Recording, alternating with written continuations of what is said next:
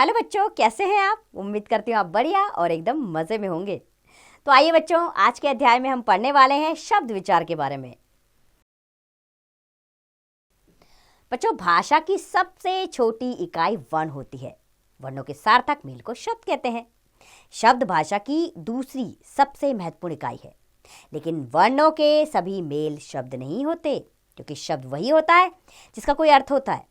जैसे बलाकू, ये वर्णों के योग से बना एक ध्वनि समूह है, किंतु सार्थक ना होने के कारण हम इसे शब्द नहीं कहेंगे, क्योंकि इसका कोई मतलब ही नहीं है, इसीलिए शब्द नहीं है।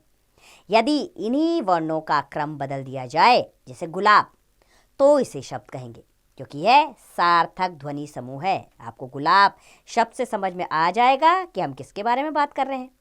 अतः वर्णों के गलत मेल को शब्द नहीं कहा जा सकता। शब्द वही है जो सार्थक मेल से होता है, अर्थात वर्णों का ऐसा समूह जिसका कोई अर्थ होता है शब्द कहलाता है। अब इसमें याद रखने वाली बात यह है कि जब कोई शब्द वाक्य में प्रयोग होता है तो वह पद कहलाता है। ये बात विशेष है। जब कोई शब्द वाक्य में प्रयोग में आ जाता है तो वह पद कहलाता है। तब हम उसको वहाँ शब्द नहीं करेंगे, क्योंकि आगे हम पढ़ते हैं पद बंध पढ़ते हैं, पद परिचय पढ़ते हैं। तो आपको पद शब्द का परिचय जानना ज़रूरी है कि वो वहाँ पर पद परिचय क्यों कहलाया, क्योंकि वो वाक्य के अंदर शब्द आया है, इसीलिए पद कहलाया। क्योंकि वाक्य में प्रयोग होने पर वह व्याकरण के नियमों में बंध जाता है। आइए शब्दों का वर्गीकरण जान लें। बच्चों, हिंदी भाषा में शब्दों को 4 आधारों पर वर्गीकृत किया गया है। जैसे उत्पत्ति या स्रोत के आधार पर, दूसरा रचना या बनावट के आधार पर, तीसरा अर्थ के आधार पर और चौथा है प्रयोग के आधार पर। चलिए विस्तार पूर्वक इन्हें समझ लें। सबसे पहले जानेंगे हम उत्पत्ति या स्रोत के आधार पर। तो उत्पत्ति और स्रोत के आधार पर शब्दों के 4 भेद होते हैं: तत्सम शब्द, तद्भव शब्द, देशज शब्द और विदेशी शब्द। सबसे पहले जानेंगे तत्सम शब्द के विषय में। संस्कृत के जो शब्द अपने मूल रूप में ही हिंदी भाषा में प्रयोग किए जाते हैं वे तत्सम शब्द कहलाते हैं। जैसे उज्ज्वल, वायु, सूर्य, उष्ट आदि। अर्थात ये वो शब्द होते हैं जो संस्कृत भाषा से हिंदी भाषा में आए हैं, अर्थात इसमें कोई बदलाव नहीं किया गया। दूसरे तरह के शब्द होते हैं तद्भव शब्द। संस्कृत के जो शब्द बदले हुए रूप में हिंदी भाषा में प्रयोग किए जाते हैं वे तद्भव शब्द कहलाते हैं। जैसे उजाला, हवा, सूरज, ऊंट आदि। ये सब क्या है? तद्भव शब्द है। आइए तत्सम तद्भव शब्द जान लेते हैं कुछ। जैसे जिह्वा एक तत्सम शब्द है, इसका तद्भव रूप है जीभ। भ्राता का भाई तद्भव, अंधकार का अंधेरा है। हस्त का तद्भव बना हाथ, चंद्र का चांद, नासिका का नाक है तद्भव शब्द। सत्य का सच, घृत का घी तद्भव शब्द है। भ्रमर का भंवरा, घट का घड़ा, स्वर का सुर, सूत्र का सूत है तद्भव शब्द।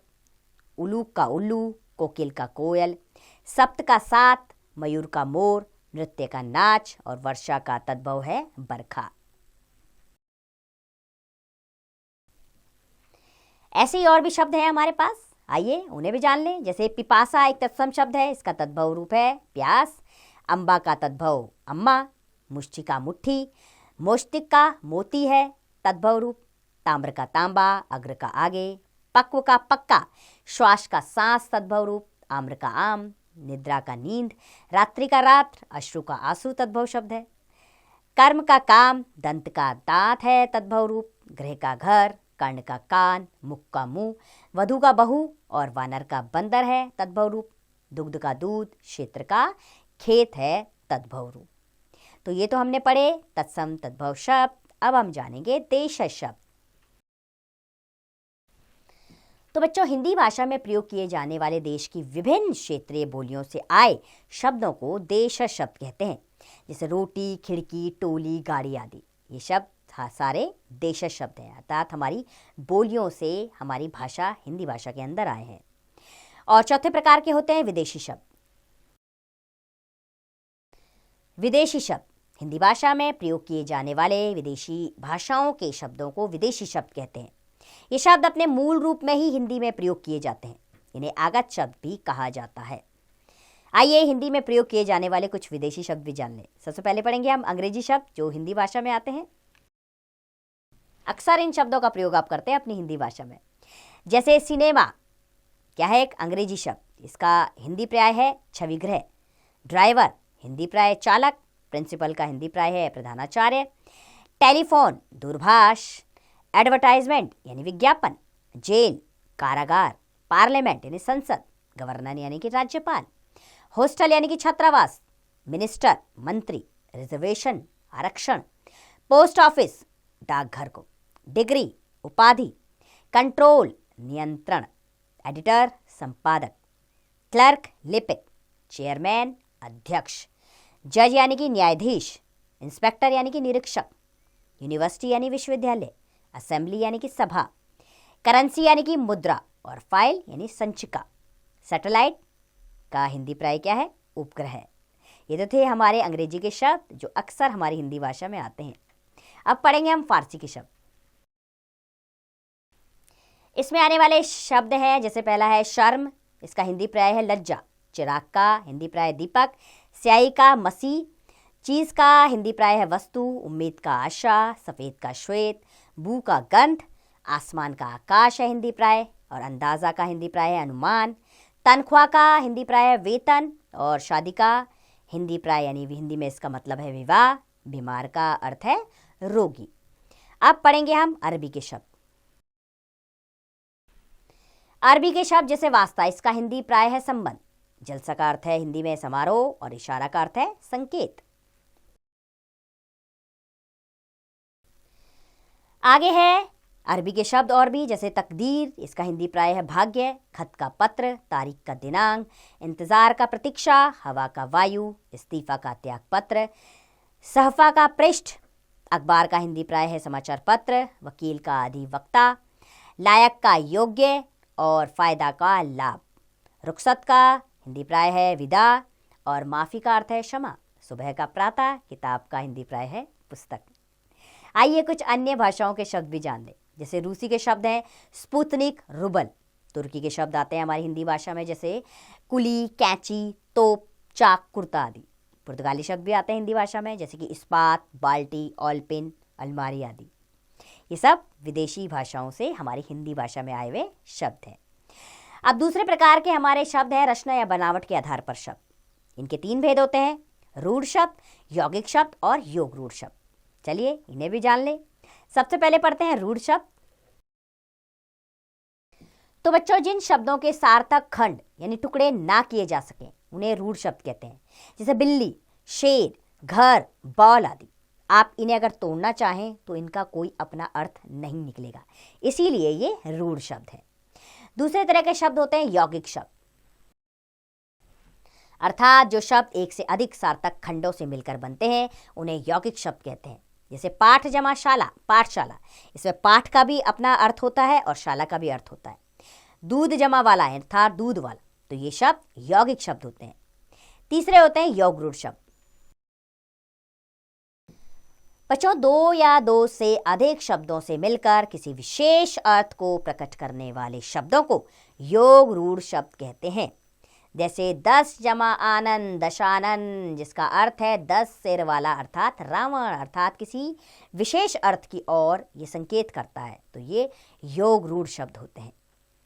तीसरे प्रकार के हैं हमारे शब्द अर्थ के आधार पर शब्दों के भेद। तो अर्थ के आधार पर शब्दों के 2 भेद होते हैं, सार्थक शब्द और निरर्थक शब्द। सबसे पहले जान लेते हैं सार्थक शब्द क्या है। तो बच्चों, जिन शब्दों का एक निश्चित अर्थ होता है उन्हें सार्थक शब्द कहते हैं। सार्थक शब्दों के 6 भेद होते हैं, एकार्थी शब्द, अनेकार्थी शब्द, पर्यायवाची शब्द, विलोम शब्द, श्रुति संभिन्नार्थक शब्द और अनेक शब्दों के लिए एक शब्द। आइए इन्हें भी थोड़ा थोड़ा जान लें। सबसे पहले पढ़ते हैं हम एकार्थी शब्द क्या है। अर्थात जिन शब्दों का सदैव एक ही अर्थ होता है वे एकार्थी शब्द कहलाते हैं। जैसे पीड़ा का अर्थ है दर्द, नृत्य का अर्थ है नाच, वायु का अर्थ है हवा, मृत्यु का अर्थ है मौत, अर्थात इसके अलावा इनका कोई और दूसरा अर्थ नहीं होता, इसलिए एकार्थी शब्द होते हैं।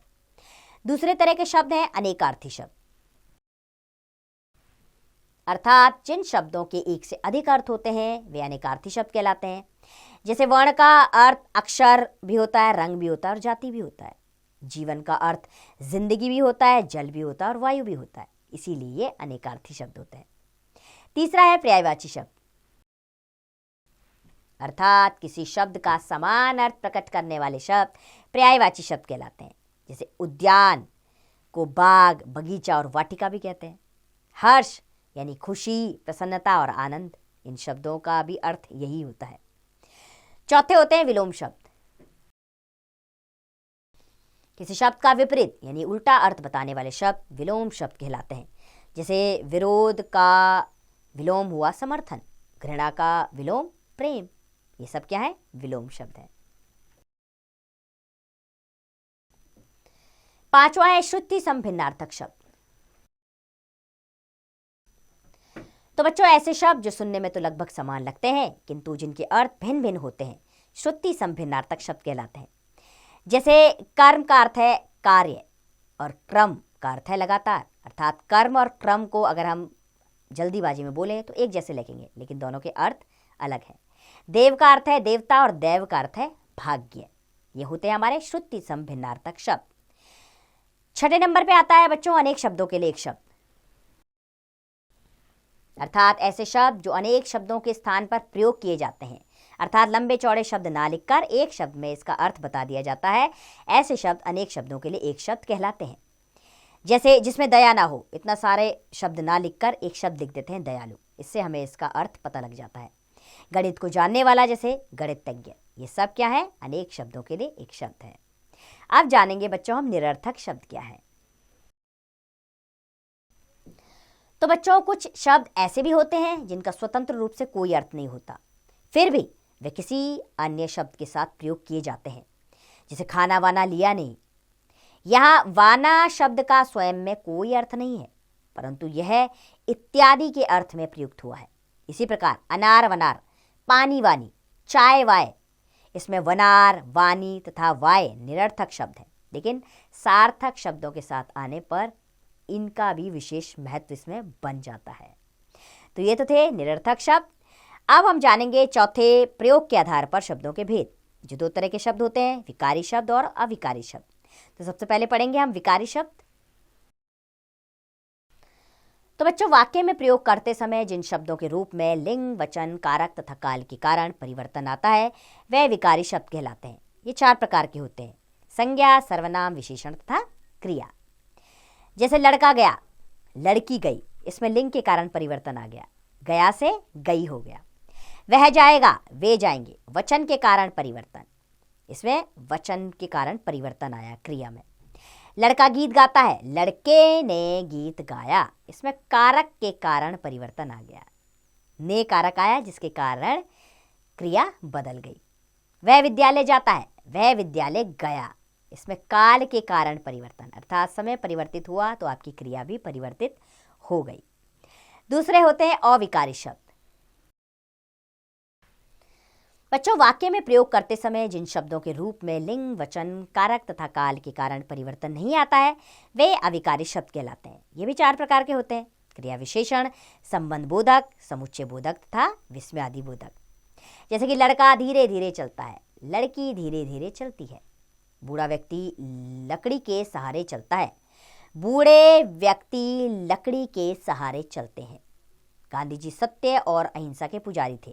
गांधी जी ने सत्य और अहिंसा को सर्वोपरि माना। यानी आप लिंग बदल दीजिए, संज्ञा की जगह सर्वनाम रख दीजिए, लेकिन ये अविकारी शब्द वही के वही बने रहेंगे। ये तो थे हमारे अविकारी शब्द जो हमने अभी पढ़े, लेकिन एक बार आपके अभ्यास के लिए हम ये पूरा अध्याय एक बार दोहरा लेते हैं। तो बच्चों, वर्णों का ऐसा समूह जिसका कोई अर्थ होता है शब्द कहलाता है। शब्दों का वर्गीकरण 4 आधारों पर किया जाता है: उत्पत्ति या स्रोत के आधार पर, रचना या बनावट के आधार पर, अर्थ के आधार पर तथा प्रयोग के आधार पर। उत्पत्ति या स्रोत के आधार पर शब्दों के 4 भेद होते हैं: तत्सम, तद्भव, देशज तथा विदेशी शब्द। और रचना के आधार पर शब्दों के 3 भेद होते हैं: रूढ़, यौगिक तथा योगरूढ़ शब्द। और अर्थ के आधार पर शब्दों के 2 भेद होते हैं: सार्थक तथा निरर्थक शब्द। और प्रयोग के आधार पर भी शब्दों के 2 भेद होते हैं: विकारी तथा अविकारी शब्द। तो उम्मीद करती हूँ बच्चों आपको ये अध्याय अच्छे से समझ में आया होगा, जिसमें आपने शब्दों का वर्गीकरण भली प्रकार से जाना है। अब इसका अभ्यास कार्य आप स्वयं कीजिए।